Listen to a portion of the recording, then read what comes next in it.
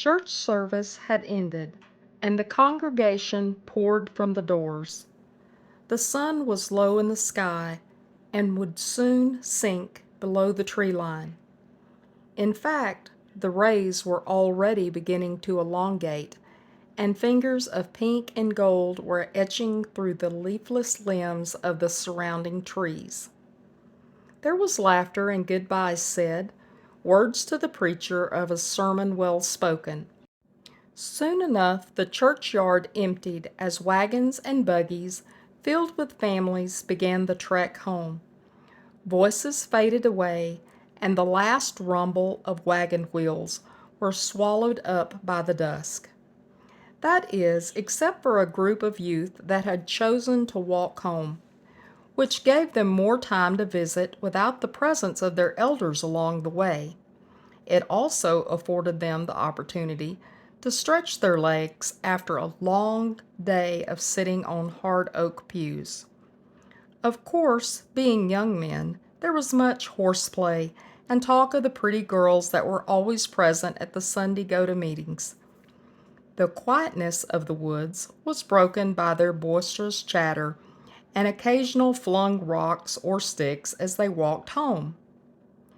As the distance grew from the church house, the group began to dwindle in size, as first one, then another would break away to take paths toward their homes scattered among the ridges of the mountain.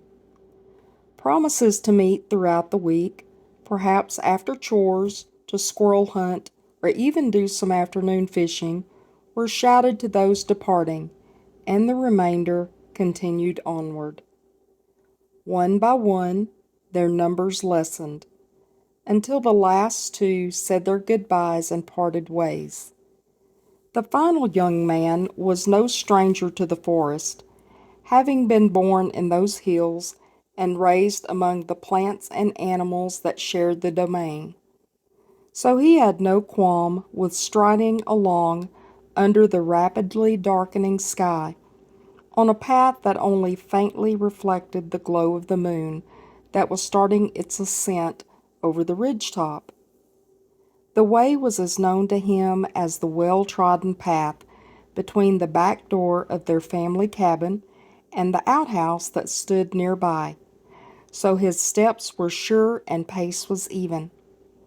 The sounds of the night creatures could be heard stirring, though there are not as many in late fall as during the peak of summer.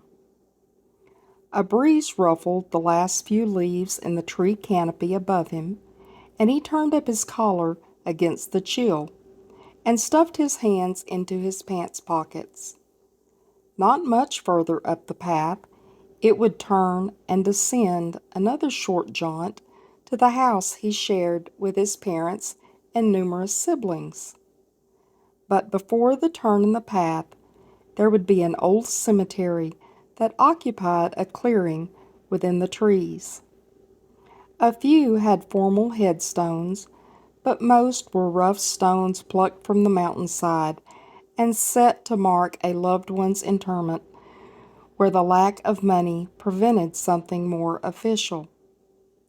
There was nothing frightening about the area. It was just like any other across the rise and fall of landscape.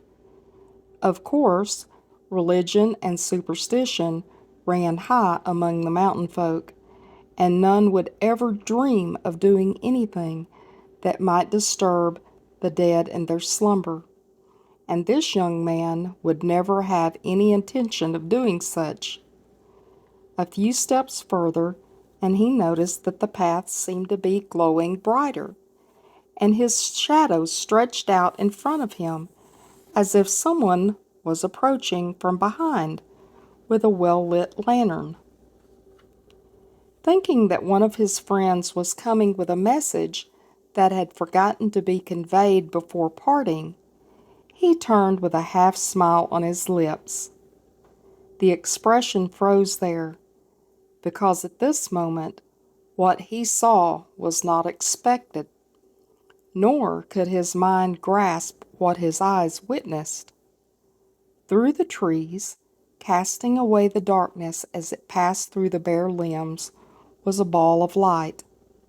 There was no way this could be a lantern, because it was far too high for that, and the globe of brightness seemed to be concentrated.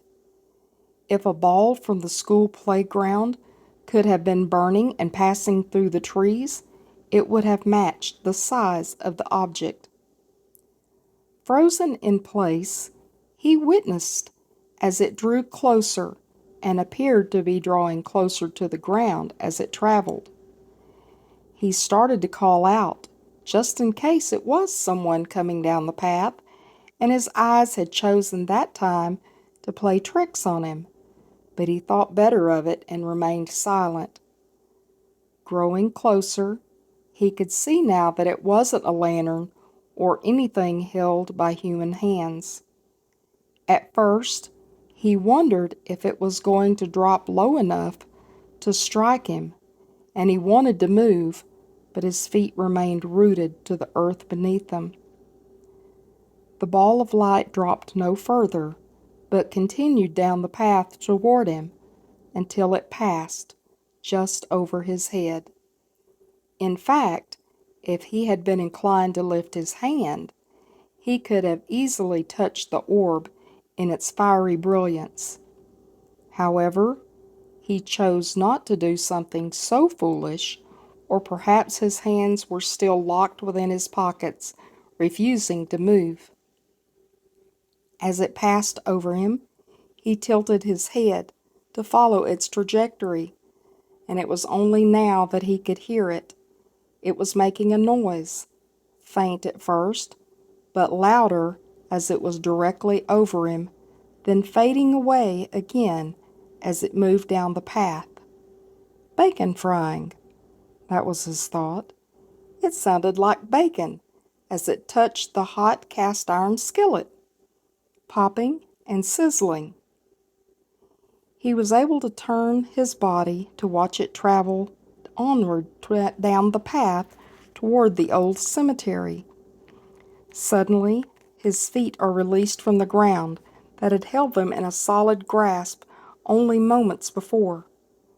Without thinking, though he had little choice, since his way home was down the same path, he began to follow the glow.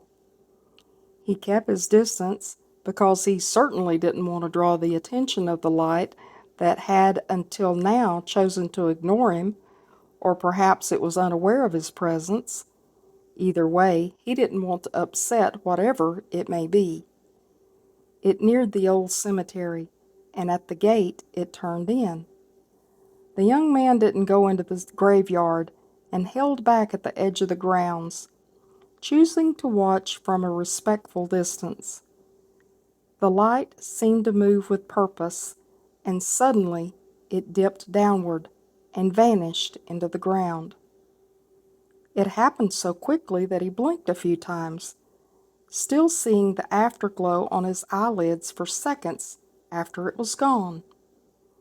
He considered going into the cemetery to see if he could find the location where it disappeared, but common sense and perhaps that of self-preservation prevailed. With hands no longer in his pockets and feet free from any hold that the mountain dirt may have had on him previously, he quickly reached the bend in the path and hurried home to the warmth of the fire and a family that listened to his tale without question. His dad nodded knowingly and cast a glance at Mother seated near the hearth. She continued her knitting without looking up, only nodding herself. Spook light. That was all that was said about that, and life went on as usual in the small cabin as the young'uns prepared for bed.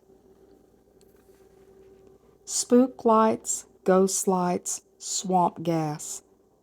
Whatever a person chooses to call them, they were a sight that was witnessed for centuries across the Smoky Mountains, and still are to this day. There are things that happen in those ridges and hollers that can't be explained by science, and frankly, I hope they never are. This is my adaptation of my own daddy's encounter with a spook light almost a century ago in the hills of eastern Tennessee near the North Carolina border. Thank you for listening to Tales in the Dark. I hope you come back. Sweet dreams.